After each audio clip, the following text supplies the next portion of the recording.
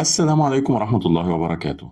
تخيل معايا إن في مصنع بيشتغل 24 ساعة. المصنع ده لا بينام ولا بيتعب ولا بيبطل شغل. كل يوم بينتج 6000 منتج. المصنع ده هو عقلك، كل يوم بينتج 6000 فكرة. بعضها ممكن يغير حياتك وبعضها ممكن تنساه في ثواني. لكن السؤال الأهم، مين اللي بيدير المصنع ده؟ هل أنت المدير ولا مجرد عامل فيه؟ يلا بينا نبدأ.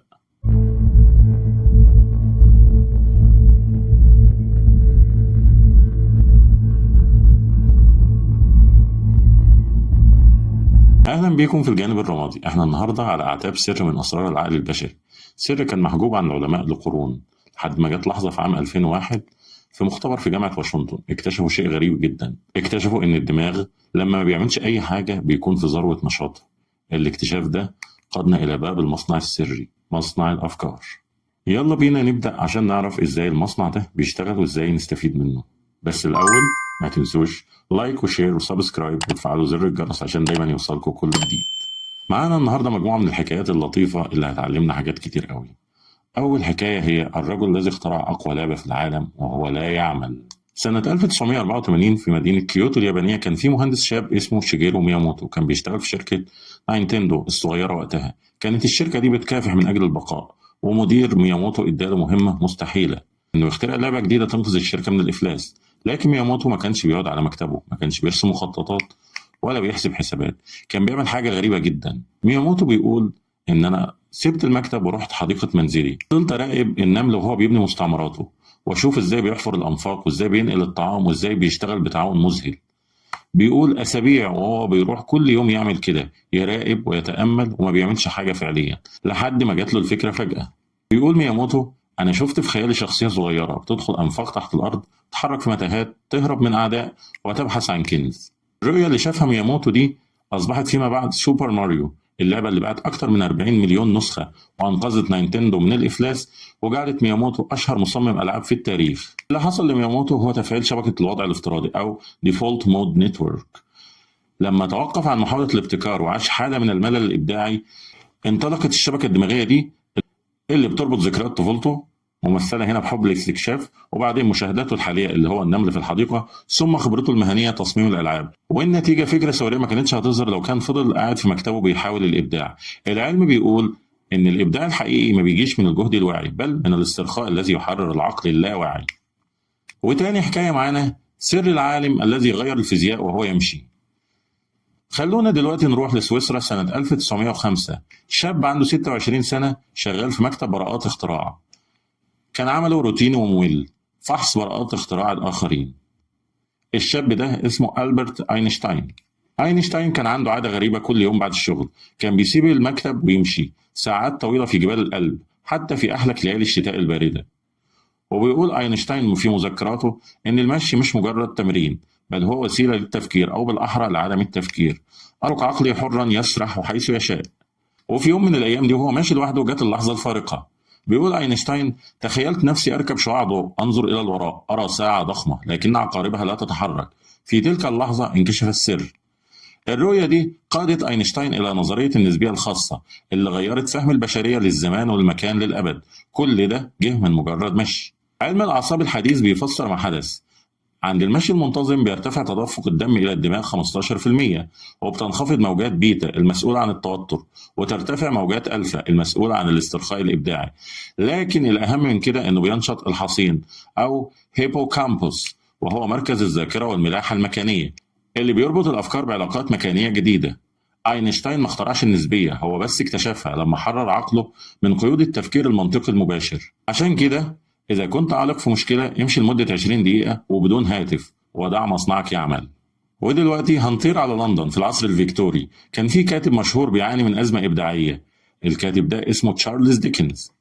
ديكنز كان بيكتب روايته الجديدة والشهيرة أوليفر تويست، ووصل إلى فصل حرج. بطل الرواية أوليفر على وشك المواجهة مع الشرير فاجن، لكن الكلمات توقفت والأفكار جفت.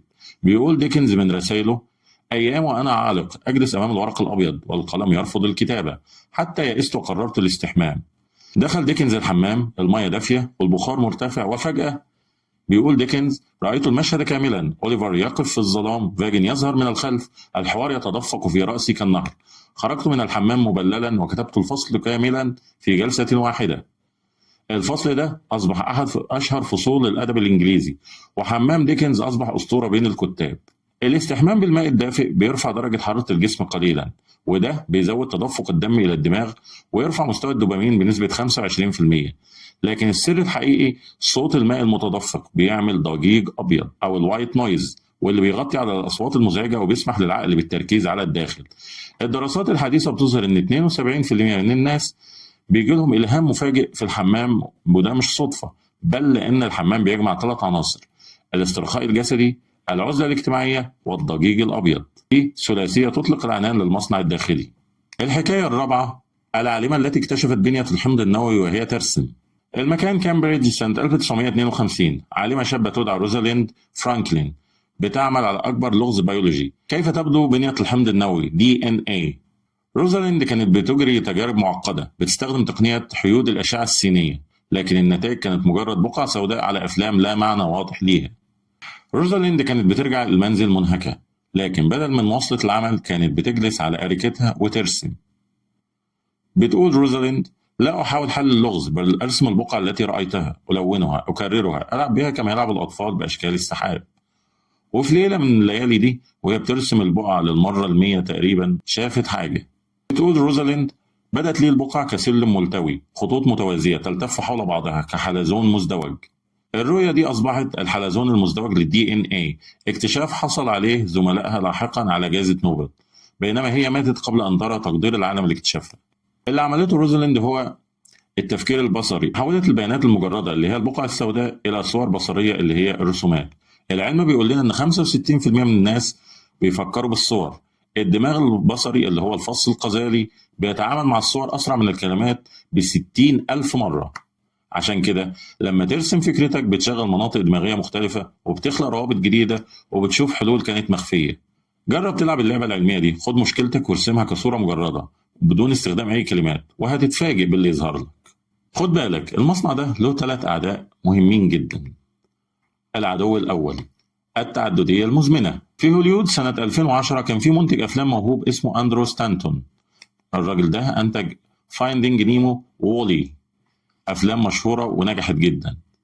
بيقول أندرو إنه كان بيشتغل على فكرة جديدة، فيلم رسوم متحركة عن الفضاء. الفكرة كانت بتتبلور في دماغه، شخصية رائد فضاء وحيد على كوكب بعيد. وبيقول: كنت قاعد في مكتبي، الفكرة كانت بتتدفق، شفت المشهد الأول بوضوح، الرجل ينزل على الكوكب يبدأ في استكشافه. لكن في اللحظة الحاسمة التليفون رن، وبعدين جاله إيميل، ثم إشعار من تويتر، ثم رسالة واتساب. بعد 20 دقيقة رجع أندرو عشان يحاول يكمل الفكرة، لكنها اختفت. بيقول: كأن شخص مسحها من ذاكرتي، حاولت استعادتها الأيام لكنها لم تعد كما كانت.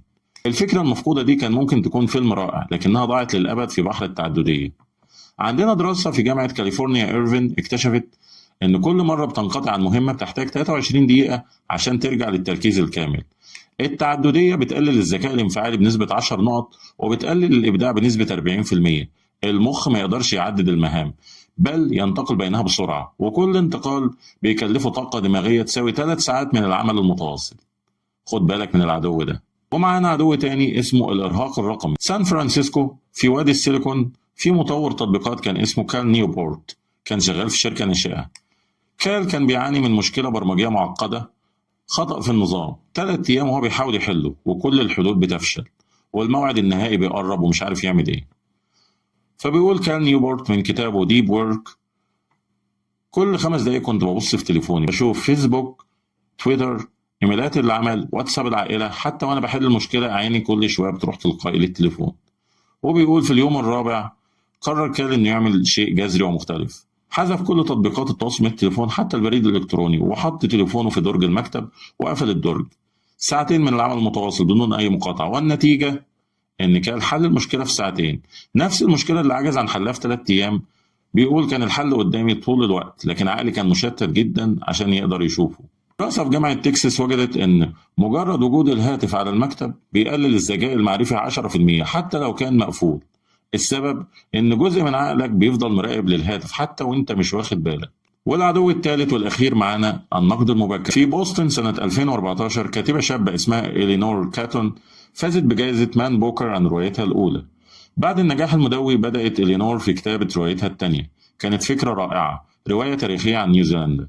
بتقول إلينور: كتبت الفصل الأول، قعدت قرأته ما عجبنيش، حذفته وكتبت نسخة أخرى، قعدت قرأتها برضه ما عجبتنيش. أسابيع وهي بتكتب وتحذف، تقرأ وتنتقد، تحكم على كل جملة قبل ما تكملها.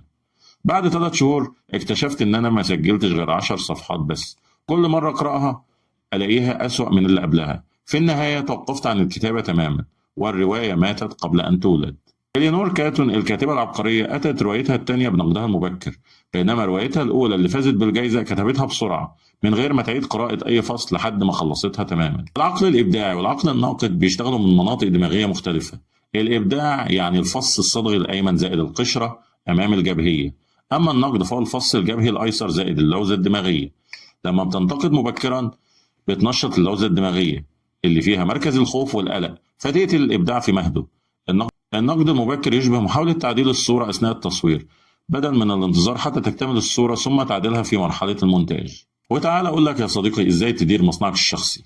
ستيف جوبز ما كانش بيعقد اجتماعاته في قاعات، بل في حدائق شركته أبل. اجتماعات المشي كانت سر من أسرار إبداعه. لما بتمشي مع شخص وتتكلم بطريقة مختلفة وتفكر بطريقة مختلفة، الحلول بتأتي من حيث لا تتوقع. علم الأعصاب بيؤكد إن المشي بينسق بين حركة القدمين وإيقاع القلب، مما ينظم موجات الدماغ ويحفز التفكير المتوازن بين المنطق والإبداع. خطوات العملية الأربعة لإدارة المصنع. أول واحدة فترة التحميل 25 دقيقة. ركز في المشكلة وبعدين توقف تماما. الخطوة الثانية الاسترخاء الإبداعي. امشي بدون هدف زي أينشتاين، خد لك دش زي ديكنز، أو ارسم زي روزاليند. الخطوة الثالثة التسجيل السريع. دايما خلي معاك دفتر صغير تسجل فيه أي غمضة فكرية تجيلك. الخطوة 4 الفلترة الذكية. استنى 24 ساعة على الأقل وبعدين قيم بعقلك المنطقي. إزاي تحمي مصنعك من الأعداء دي؟ خدعة أندرو ستانتون بيقول: أنا دلوقتي بعمل تليفوني على وضع الطيارة لمدة 3 ساعات يوميا، بسميها الساعات دي ولا اتصال ولا إيميل ولا رسائل. تاني حاجة استراتيجية كال نيو بورت، قاعدة 30-30. 30 دقيقة عمل عميق متواصل ثم 30 دقيقة راحة كاملة، والهاتف يبقى في غرفة تانية. تكتيك إلينور كاتون بتقول: أنا أكتب المسودة العشوائية أولا، أكتب بسرعة دون توقف دون قراءة، عندما أنتهي أتركها أسبوعا كاملا ثم أعود لأقرأه. الخلاصة: أعداء المصنع مش خارجيين، بل هم عاداتنا اليومية. الإيميل اللي بنرد عليه أثناء الإبداع، التليفون اللي بنفحصه كل 5 دقايق، النقد اللي بنوجهه لنفسنا قبل ما نكمل. لكن الخبر السار في الموضوع إن كل عدو له سلاح، وكل سلاح في إيدك أنت. والسؤال مش هل المصنع بيشتغل، بل هل أنت بتسمح له يشتغل؟ المصنع ده بيشتغل، دايما بيشتغل. السؤال هو هل أنت عائق أم مساعد؟ في التعليقات اكتب لنا: عدو المصنع عندي هو، وشاركنا العدو اللي بيواجهك، أو اكتب سلاحي هو، وشاركنا إزاي بتحمي مصنعك. في النهاية المشاعر، الأفكار والسلوكيات اللي شفناها دلوقتي كلها أجزاء من نفسك. في الجانب الرمادي كل حلقة بنفتح لك نافذة على أعماقك من غير تعقيد أو ضغط. خد وقتك، لاحظ، فكر وحس، لأن فهم النفس مش سباق، ده رحلة مستمرة خطوة بخطوة. وما تنسوش لايك وشير وسبسكرايب وفعلوا زر الجرس عشان يوصلكم دايما كل جديد.